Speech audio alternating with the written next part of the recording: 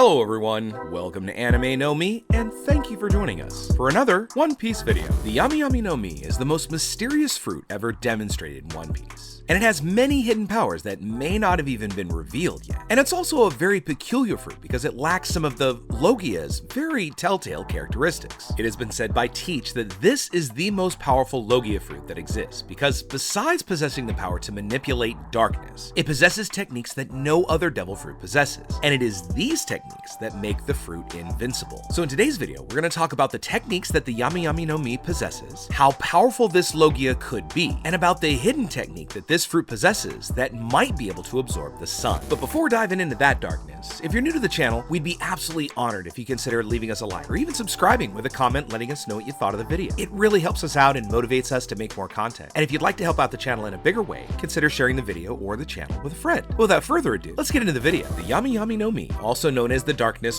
fruit, is described by Teach as the most powerful Logia in existence. And Teach had planned long ago several ways to get this fruit, but ended up with a pretty big opportunity that arose right in front of him. Whitebeard invited Teach to become a member of his crew, and then becoming one of his sons. Now obviously Teach accepted because if he was on the crew of one of the most powerful pirates in that era, it'd be easier to find the fruit because they'd be able to move around. So once he was there on the crew, he then started laying out his plans. After a few years of traveling and pretending to be an ally of the Whitebeard pirates, Teach discovers something. One of his crewmates had obtained the Yami Yami no Mi, but there was a rule in the crew. It was only the person who got the devil fruit that would be allowed to eat it. So because of this reason, Teach couldn't just take it for himself. But since he wanted this fruit so badly, he took the life of Thatch and then ran away, leaving all of the Whitebeard pirates extremely angry at him, especially Whitebeard himself, who ended up ordering Ace to go after the traitor. Once Ace had caught up to Teach, he was able to demonstrate how powerful this supposed fruit of darkness was, and also that his fruit didn't work in the same way as an ordinary Logia. It possessed a great differential from the others.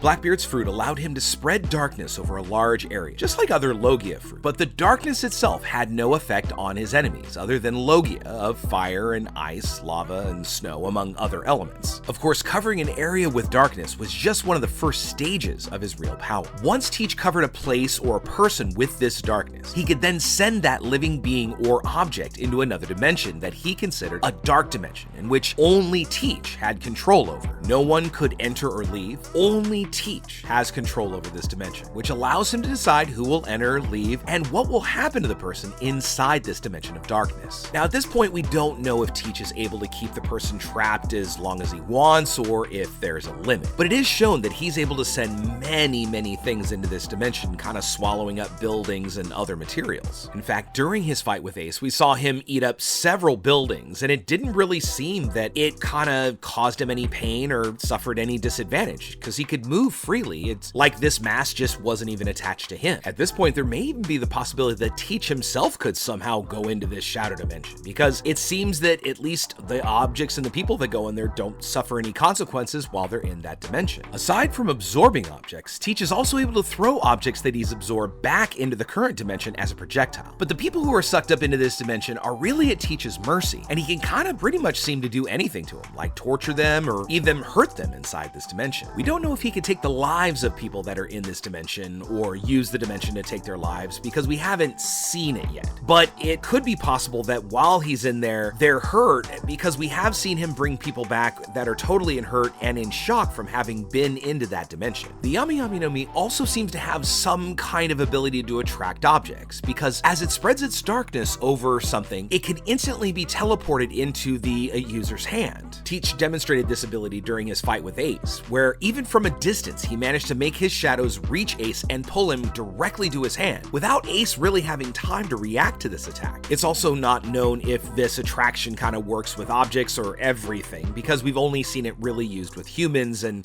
things that have just been absorbed. But if his shadow could expand and work on the same way, he could particularly get anything he wants. Now, because we saw Teach kind of early on, I mean, we're talking pre-time skip, we saw him at a point where he didn't have full control of his fruit, or maybe, hadn't been fully nurtured all the way up. But at this point, Teach may be able to, pull and throw and move objects anywhere he wants, kind of maybe not to the degree of, say, Law's room ability, but definitely anything that his darkness touches can go through there. But one of the things that we also have to consider is that as Teach Teach has developed his powers, we have no idea how trickily he can use this fruit. But with all this ability, there is a major drawback that Teach also acknowledges, is that unlike other Logias that are able to become the substance they control and become intangible, Teach's body is totally exposed to any hits, and even ones that don't use hockey, because it's almost like he has something quite to the extreme opposite of intangibility. Teach's darkness absorbs anything that it comes in contact with, so that means the darkness of Teach's body also absorbs the attacks of his enemies. But instead of sending the attack into another dimension, it's the user who receives the damage. And to add insult to injury, or rather injury to injury, when Teach is hit, he not only takes the damage from the actual strike, but this damage is multiplied, causing Teach to receive much more pain than he would have if he'd just taken the hit. This makes the damage absorption of this fruit a really big disadvantage to the user, which kind of makes Teach a little bit more fragile against any source of damage, be it from fruit powers or just straight up physical attacks. But despite this drawback, it also possesses one of the most powerful techniques that seems to be exclusive to this fruit. You see, the Yami Yami no Mi allows the user to annul the power of any other fruit user. Anything Blackbeard touches can be nullified. Against devil fruit users, this becomes extremely powerful because your opponent can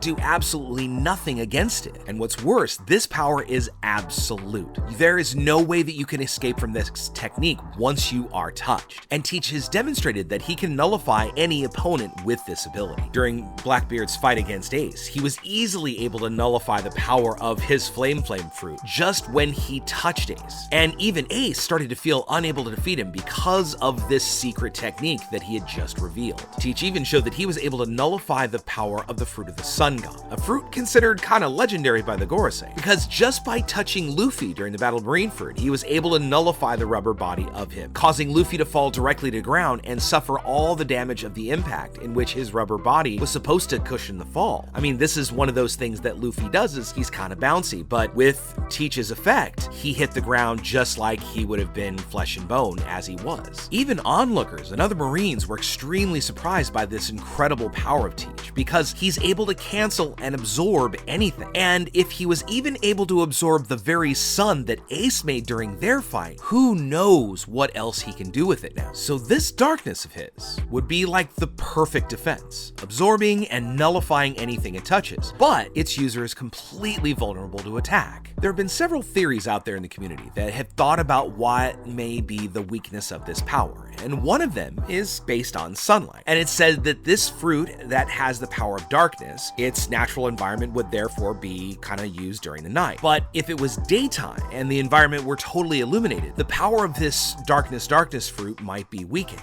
And as we know, each element has a weakness, as we saw during Luffy's fight against Crocodile when he used water, and Enel, of course, because Luffy is a insulator and not something that is conductive to electricity. So if we take this darkness idea kind of a little further, it could be that Teach's body is only solid during the day, which is when he receives increased damage to his body. But even during the day, he can still project his own darkness to attack his enemies. But think about what it could be when it turns dark. And it's very likely that Teach's real power emerges at night, because that's the time when there's no light to weaken Blackbeard's powers, which allows him to manifest the full power of his shadow. A scene that supports this idea is that when he was in Marineford, after succeeding in taking Whitebeard's life, Teach orders his allies to cover Whitebeard's body so that only darkness remains around his body. Teach then goes under the cloth and was in total darkness and uses his powers to steal the power of the Goro no Mi that was still in Whitebeard's body. Now, we don't know if Teach managed to steal the powers through his Yami Yami no Mi, or if it was through some other technique or power he might possess. But everything indicates that it is likely the fruit of darkness that allowed him to steal that power. Therefore, it's not that far-fetched of an idea that getting under the cloth allowed no light to reach him, and then he was able to use all of his powers of the darkness fruit. And since it is a fruit of darkness that absorbs anything, living beings, objects, powers, perhaps in this absolute darkness, the user can absorb anything its heart desires. And if we think about what this could mean in the future, perhaps this darkness fruit might even have the ability to absorb a